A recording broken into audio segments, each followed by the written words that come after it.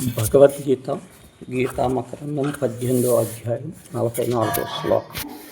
కృషిగోరక్షవాణిజ్యం పైశ్యం కర్మ స్వభావజం పరిచర్యాత్మకం కర్మ శూద్రస్యాపి స్వభావజం.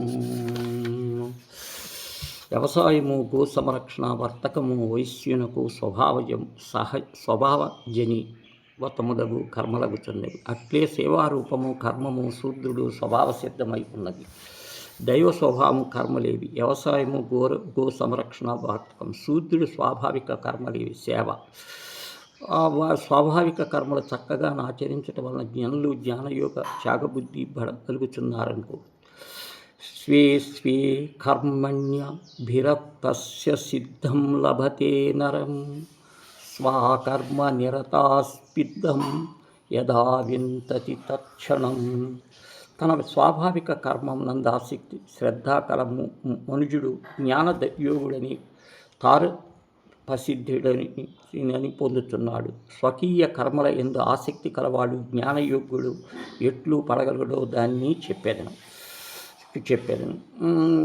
స్వాభావిక కర్మలకు ఈశ్వరార్పితము చేయుట వలన మనుజుడు జ్ఞానయోగ రూపుడని పొందగలుగుడని ఇచ్చట వచించబడినది. కర్మమోక్ష సిద్ధి ఎట్లు కలుగునని చాలామందికి సందేహము కలదు. తర్వాత కర్మను నిష్కామంగా ఆచరించుట సిద్ధి కలుగుట, దానిచే జ్ఞాన మావిర్భవింప మనుజుడు మోక్షసిద్ధిని పొందగలుగుతున్నాడు. కర్మయందలి గొప్ప రహస్యమును భగవానుడు ఈ ప్రకారము గీత యందు ప్రస్ఫుటంగా ఇచ్చిన.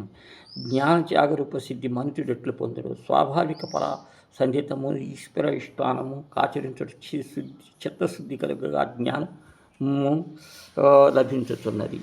స్వాభావికం చేత యథా ప్రవృత్తిరూర్తానం ఏన సర్వమిదం తతం స్వకర్మణా తమభ్యర్యా సిద్ధం వినికి మానవ. ఎవరు ప్రాణులకు ఉత్పత్తి మొదలగు ప్రవర్తనలు కలుగుతున్నారు, ఎవని చేత సమస్తములు వ్యాపింపబడుతున్నాయో అతని మనుజుడు స్వకీయ కర్మను ఆరాధించి జ్ఞానయోగ్యత రూపి పొందుతున్నాడు. తర్వాత సమస్త జీవులకు ఆధారభూత పరమాత్ముడు అవుతున్నది. తర్వాత జీవులు తమ సమస్తమునకు కారణభూతుడైన పరాత్మని ఎడల అపార భక్తి శ్రద్ధలు కలిగి అతన్ని ఆరాధించి పరమశ్రేష్ఠుడు. దేని చేత ఈ సమస్త ప్రపంచము వ్యాపించబడి ఉన్నదో దాని అర్థము పరమాత్మ సర్వవ్యాపకుడై ఉండుట వలన ఈ ప్రపంచం అతనితో లేదని నిశ్చితమవుతున్నది.